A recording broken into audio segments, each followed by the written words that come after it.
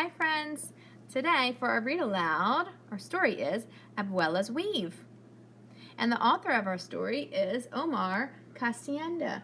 And the illustrator is Enrique Sanchez.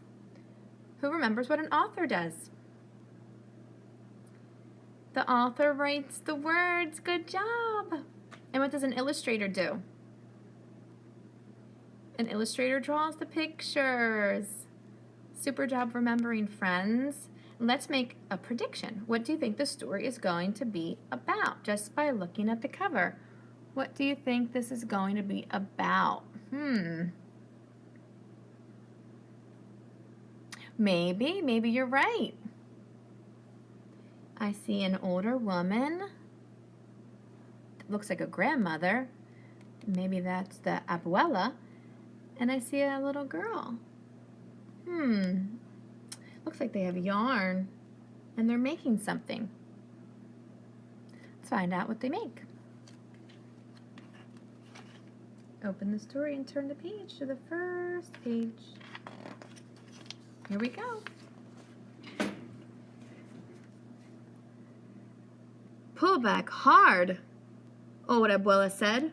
Make it jolt, so the threads stay close like family. Yes, Abuela.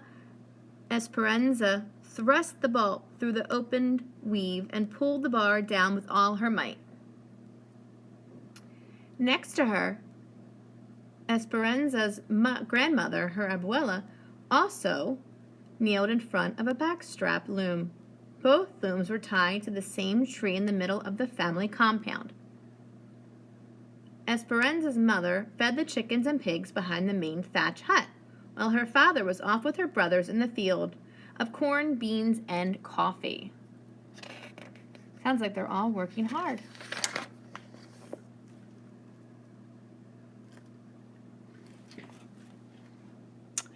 You're learning, Abuela said. Esperanza looked at her grandmother out of the corner of her eye. She knew that Abuela was nervous about the market. Her mother said that the tapestries Abuela made could pull the wonder right out of people, but these days more and more goods were made by machines. Esperanza worried that people would tease Abuela about her birthmark, as some kids had done once before. They had started a rumor that she was a witch, and now many people were frightened to buy things from her. Oh, and there's her birthmark right there. That would make me feel sad. How would that make you feel if people weren't buying things because of her birthmark?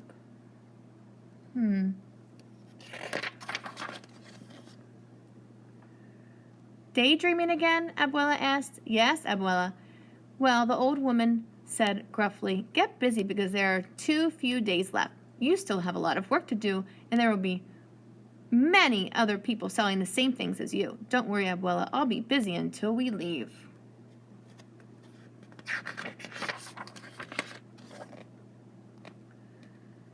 And she was. Esperanza and her grandmother worked from early morning, even before the sun rose, to well past sunset, when the moon rose and the compound fire gave everything the rich smell of pine.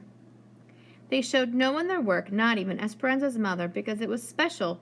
It was a special thing that they wove. They wanted to wait for the fiesta to reveal it.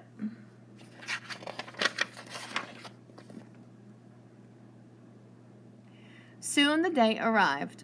Bright with sun, the leaves glistened from the previous night's rain. It seemed like a good omen for Esperanza and her grandmother. Abuela appeared disguised as a woman in mourning, dressed in black.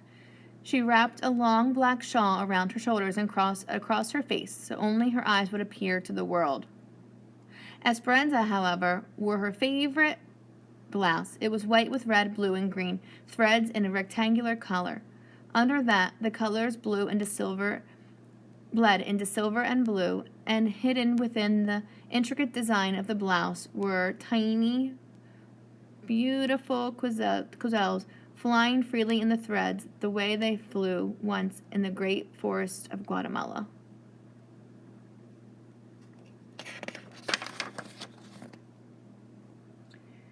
She carried on her head a large straw basket full of tablecloth, skirts, and special tapestries. Esperanza walked steadily down the dirt avenue of Santa Cruz to get to the highway where the bus would pick them up. Abuela walked several places behind. She insisted that they pretend they did not know each other. That's sad too. This way, if my birthmark frightens customers, they will still buy from you, Abuela explained.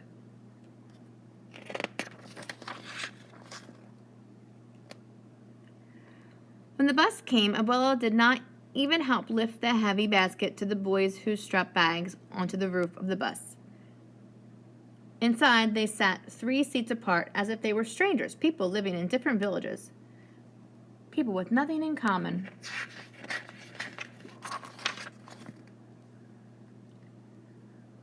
When they arrived, the noise in the city was deafening. Large buses roared down the narrow streets, clouds of black fumes. Horns blasted and people hurried roughly down the sidewalks. Esperanza wanted more than anything to get off where people jammed the walkways and yelled from their shops of carts blocking the sidewalks and trees. She felt trapped. Her lungs ached from the automobile and bus fumes, and her ears rang with the sounds of screeching brakes, horns shouting, and the whistles of policemen. Esperanza walked quickly, the basket steady upon her head, her mind flying to focus away from the commotion and onto the stalls set up for the fiesta.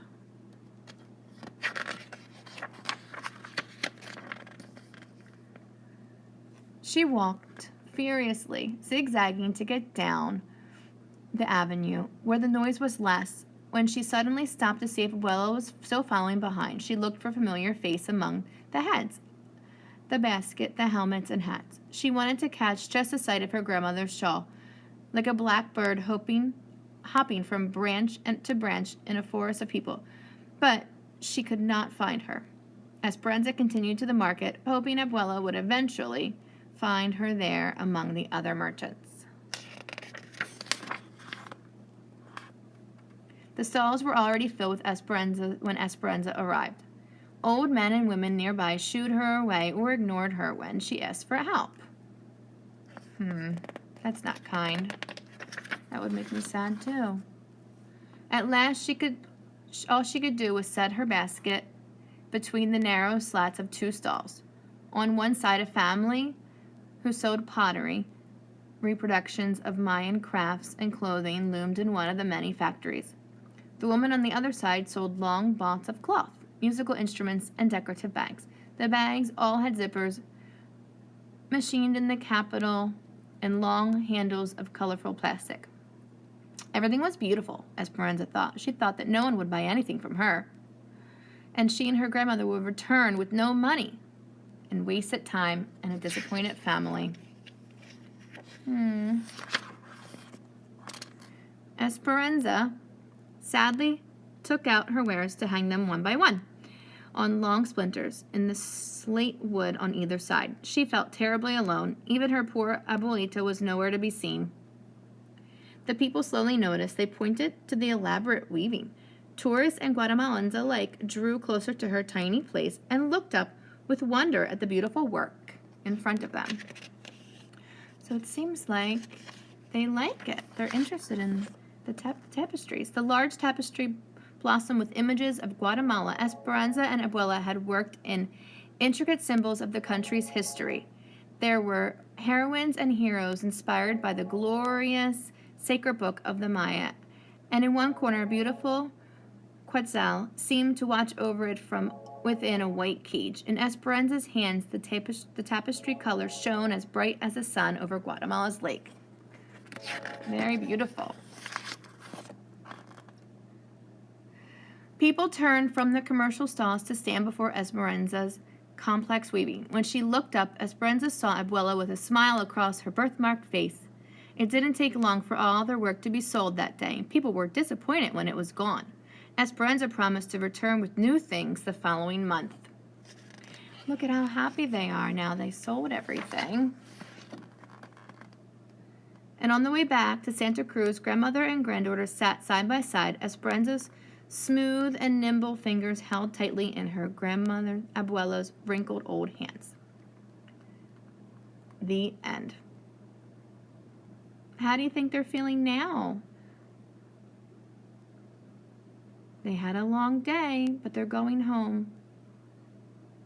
Very happy. Good job. They look happy. Look, they're smiling. Tell someone in your family what happened in this story. Great job listening, everybody. I'll see you next time.